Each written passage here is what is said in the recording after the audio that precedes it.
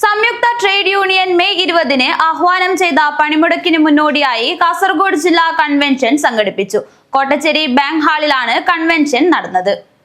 ജാതി മതവിഭജന തന്ത്രം പ്രയോഗിച്ചും കോർപ്പറേറ്റ് പ്രീണന നയവും സ്വീകരിച്ച രാജ്യത്തെ തൊഴിലാളികളുടെ അവകാശങ്ങൾ ചവിട്ടിമെതിക്കാൻ കേന്ദ്രത്തിലെ നരേന്ദ്രമോദി സർക്കാർ ശ്രമിക്കുകയാണെന്ന് CITU സംസ്ഥാന സെക്രട്ടറി കെ സുനിൽകുമാർ പറഞ്ഞു.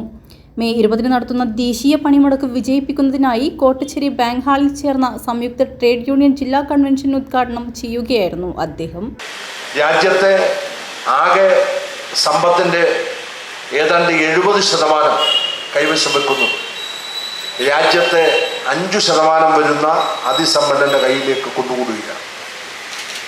രാജ്യത്തെ 50% വരുന്ന സാധാരണക്കാരൻ്റെയും തൊഴിലാളിയുടെയും കയ്യിലുള്ളത് രാജ്യത്തെ ആകെ സമ്പത്തിൻ്റെ 3% മാത്രമാണ്.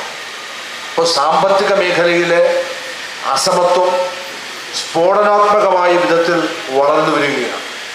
കാർഷിക ഇന്ധനം വ്യാവസായിക മേഖലയിലടക്കം രാജ്യത്തെ എല്ലാ രംഗവും സ്വകാര്യവൽക്കരിച്ച് തൊഴിൽ മേഖല പൂർണ്ണമായും ഇല്ലാതാക്കുകയാണ് കേന്ദ്രം.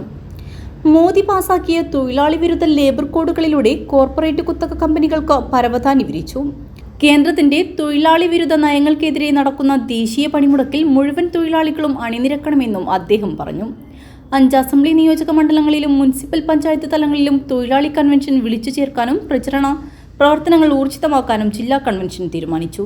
കൺവെൻഷനിൽ KS കുര്യാക്കോസ് അധ്യക്ഷത വഹിച്ചു. CITU സംസ്ഥാന സെക്രട്ടറി TK രാജൻ ജില്ലയിലെ സമരപരിപാടികൾ വിശദീകരിച്ചു.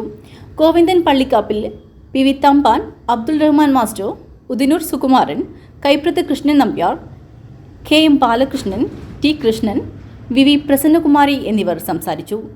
സംയുക്ത ട്രേഡ് യൂണിയൻ ജില്ലാ കൺവീനർ സാബു എബ്രഹാം സ്വാഗതവും CITU ജില്ലാ സെക്രട്ടറി P മണിമോഹൻ നന്ദിയും പറഞ്ഞു. News bureau, Kanhangad.